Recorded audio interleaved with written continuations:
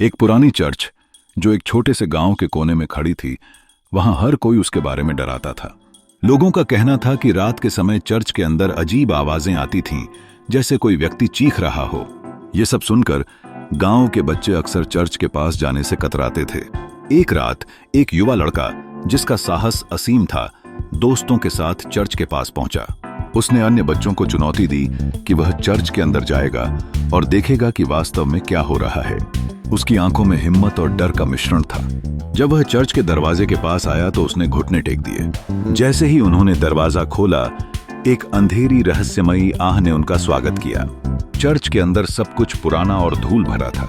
वहां की दीवारों पर अजीब चित्र थे जो उन लोगों को दिखाते थे जो अग्नि से जल रहे थे। लड़का और उसके दोस्त धीरे धीरे अंदर बढ़ने लगे और अचानक उन्हें एक जोरदार खटकी सुनाई दी। वे चौंक गए और नीचे देखने लगे। वहां एक पुराना धार्मिक ग्रंथ बिखरा हुआ था। उसके पास एक दीवार पर एक बैंडन की तस्वीर थी जिसमें एक मुस्कान थी, लेकिन उसकी आंखों में एक खतरनाक गहराई थी, जैसे वह उन्हें देख रहा हो।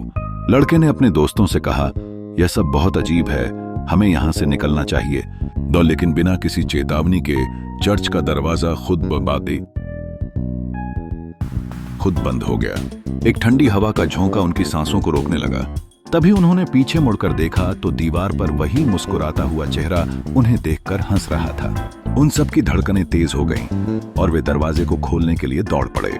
जिस समय उन्होंने दरवाजा खोलने की कोशिश की, उस समय उन्हें एक अंधेरी ऊर्जा महसूस हुई। अचानक वह चेहरा उनके सामने प्रकट हुआ। उसकी चीखें चर्च की दीवारों को चीरती हुई सुनाई दी। लड़के और उसके दोस्तों ने खौफ के मारे चिल्लाना शुरू कर दिया। वे बाहर भागे, लेकिन उस रात का डर और उस मुस्कुराते हुए चेहरे की छाप उन पर इतनी गहरी थी कि उन्होंने कभी चर्च का नाम भी नहीं लिया। गांव के सभी लोग जानते थे कि वे उस रात की कहानी को हमेशा के लिए अपने दिलों में छुपा लेंगे, जब उन्होंने चर्च की सच्चाई को देखा था।